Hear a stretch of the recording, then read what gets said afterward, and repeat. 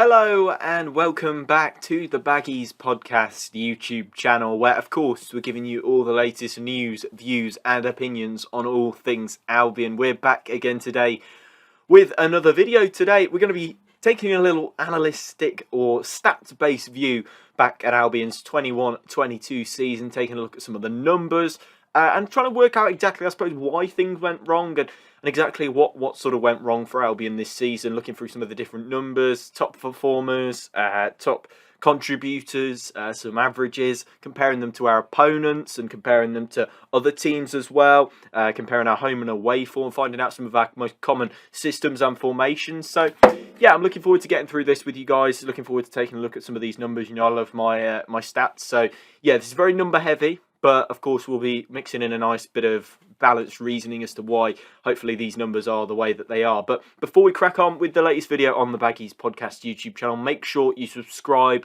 The channel is the one-stop shop for all your Albion news over the summer. Of course, the summer period so busy in terms of transfers and new arrivals at the club. We'll be the first and hopefully be on it as soon as those transfers happen. So make sure you get your subscriptions in there. It's all completely free to subscribe. Just click the button down below. Comment your thoughts down below on Albion's season. Let me know what you're looking forward to next season, and any players that you want me to take a look at, and any players that you want to sign. Make sure you drop those in the comments down below. But let's crack on and take a look at a stats-based review for Albion's season. You're watching the Baggies Podcast YouTube channel. For match previews, match day vlogs, match reactions and more, make sure to subscribe to the Baggies Podcast YouTube channel. So, of course, I know that there'll be some of you, of course, watching this video who aren't a big fan of stats. You like to stick to the facts. You want to see things with your eyes. You want to see exactly how football evolves in front of you. And yeah, that's completely fine. And yeah, completely respect that. But I suppose we'll start with the most important stats for those who kind of want to look at it that way, and that's league position and sort of how we've done this season, the end result really. 10th in the EFL Championship is the baseline really. That's the biggest thing that we've ended with. 10th in the Championship, top half I suppose, top 10 finish, which I think it could have been a lot worse this season, judging by some of our form and our performances. But won 18, drawn 13, lost 15. 52 scored, which is the lowest in the top half, and 45 conceded. So those are kind of the most important numbers. Those are the ones that you kind of need to that you really need to focus on to believe and to look at. Because yeah, of course, those are the ones that define your season. They're the ones that define whether a manager is going to get the sack, going to stay at the club. They're the ones that define which players stay, which players go, that kind of thing. So yeah, that's the most important part of the stats really. That's the stat pack. Of course, enjoy the little graphics. I can't remember which side I'm going to put them on, but whichever side, enjoy these popping up throughout the video. But that's sort of your base level stats. But one thing I kind of wanted to look at first is the most common system for Albion, because let's face it, throughout this season, I think half of it was spent probably with one formation, and the next half was spent with probably about 4 or 5 different ones under Steve Bruce. So, of course, first we'll look at the most common one, which is a 3-4-3. Of course, that's been used 60% of the time this season for West Brom Albion. That includes variations like a 3-4-2-1 with 2 inside forwards as well. So 3-4-3 under Ishmael was the most prominent and has remained the most prominent really for Albion throughout the season, as I said, 60% of the time. Of course, with Steve Bruce not sticking to a certain formation or system, you kind of got a few in there. You've got 3-5-2. That was 14% of the time. I think he kind of stuck with that for a few games. Then realised it gave kind of no width with our wing backs who didn't quite get forward as much as he wanted to. So that's 14% of the time. 4-2-3-1, 6% of the time. I think that's what Steve Bruce came in and did when he first started at Albion. So those are the 3 kind of most common systems. They're the most used systems by the manager. Of course, Ishmael 3-4-3. It was 3-4-3 every week. There was no variation away from it. That's 60% of the time. We all knew how that went really, and that proved that, you know, how inflexible he was. And as much as I think that the numbers, which we'll look at in a little bit, kind of showed that he was getting things right, on the pitch, things weren't. The eye test said that he wasn't getting things right, and obviously he wasn't really. He was kind of watching football with a data eye, and that's not really the way to manage in football, really. So, yeah, of course, we've had a few different formations throughout the season. Just thought I'd lay those out for you. 60% of the time, 3-4-3. We all know who that was under, but yeah, talking about our most influential players, games played. The most games played in the season was Karlan Grant, who made 44 appearances. Second was Connor Townsend with 43 appearances, and that's jointly with Callum Robinson, who sits in third on 43. He's got slightly less minutes played as well, so that's why he sits in third. So yeah, those are kind of the most influential players in terms of appearances. Yeah, it's weird to think that those guys have played the most games. I think Grant I was surprised a little bit about, but then again he has featured in all but two of the games this season, and I think that's quite interesting. You know, especially as I don't know, I feel like he hasn't had the impact that I wanted him to have, because I feel like there's still a little bit of a part of his game missing. Goals scored, Karlan Grant top of the chart with 18, Callum Robinson with 7 goals scored, and third place Alex Mowat with 4 goals this season. So yeah, everyone's had a bit of a go with goals, but it's not really shared around as much as I'd wanted it to. I thought that we'd have quite a few goal scorers and a few goal outputs this season.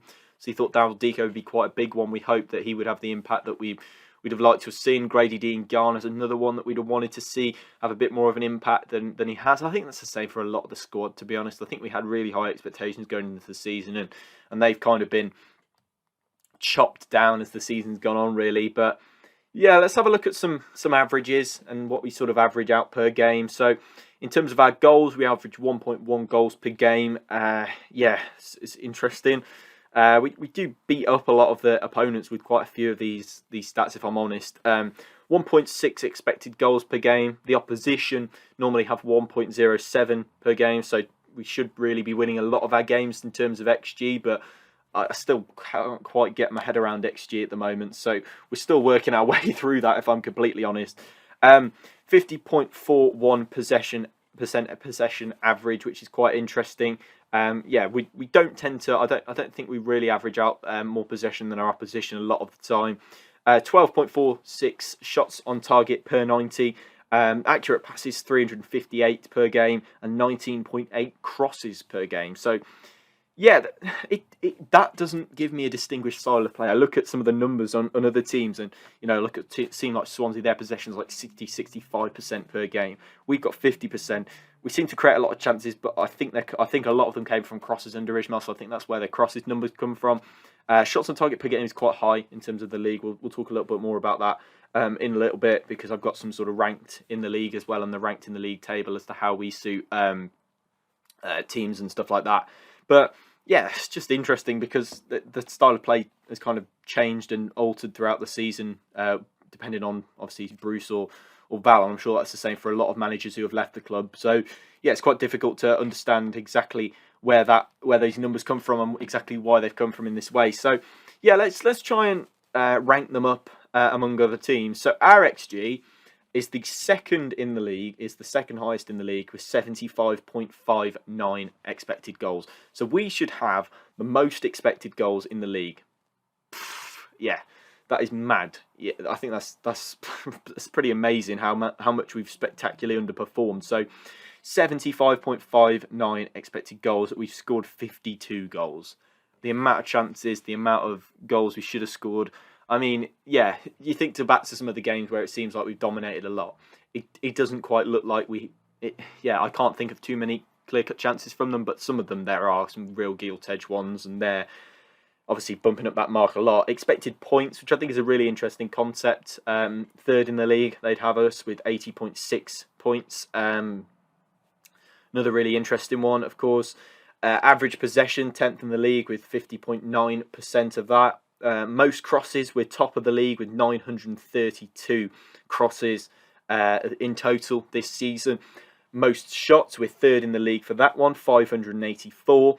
Touches in the penalty area, 6th in the league with that one, 830. So I just can't work out why this season has gone so wrong in terms of the stats. I think the stats state that it's pretty, there's so much going on really. There's so many numbers, and I I can't see why we've done so badly, considering we created all these chances by the looks of things. Key passes per 90, second in the league, 3.93. I thought we were a really uncreative side, but the stats say differently. Defensive duels, we win 64.3% of those, second in the league. There's so many different things, and yeah, I thought the lack of progression in the midfield was a big problem, and that is a thing. But the key passes say that we do get the ball over to that final third of the area. So yeah, it's pretty interesting how we've managed to shape up throughout the season, and I think it's done pretty decently, and I enjoy kind of looking through and enjoying that. Yeah, I think one thing I thought was to be interesting, of course, the away form's been pretty dismal this season. So let's have a look at the home/away form comparison, because I think that's quite interesting. At the Hawthorns, we've conceded 0.96 conceded goals. Away, we've conceded 1.26 goals per game. We've scored 1.36 goals at home per game, and scored 0.83 goals per game away from home. Shots on target at home, 13.32. And the shots on target away from home, 11.56. Accurate passes, 371 at home, and then 339 away. I just think the away form has really cost us this season. I don't know what it is. I suppose a bit of a mental block around it. You know, the amount of games that we've drawn, really, I think, away from home, but also we've lost a fair bit as well. It's really interesting to see how we've kind of shaped up as the season's gone on, and how our away form has really tampered us in terms of numbers and in terms of points gained, because we haven't been able to gain the points that we should have, really, because of a lot of away form. And yeah, I think we can blame a lot, but I think the numbers are stating that, we just haven't been clinical. I think we haven't been clinical. We have created chances, but we haven't managed to score quite a lot of them. But there's also lots that's gone wrong this season in terms of a non-statistical point of view. The recruitment, the lack of investment in the squad as well, I just think all of these things. Ishmael, of course, being inflexible, failing to change things when things were going wrong. Steve Bruce failing to have the impact that he was promised to come in and give. There's so many different reasons. I'd love to hear your number one reason for this season going wrong. Be really interesting to hear. But yeah, that's about all we've got time for here. I hope you've enjoyed this sort of stats-based review. Of course, 10th in the league, Albion. Let me know your thoughts on the season down below. What's the big reason that you'd give for things going wrong? There seems to be a lot of contributing factors, but make sure you drop your comments down below. Be sure to subscribe for more content like this. And throughout the summer, it's the Baggies Podcast YouTube channel for your one-stop shop for all Albion gossip throughout the summer period. But I'll see you in the next one, and goodbye.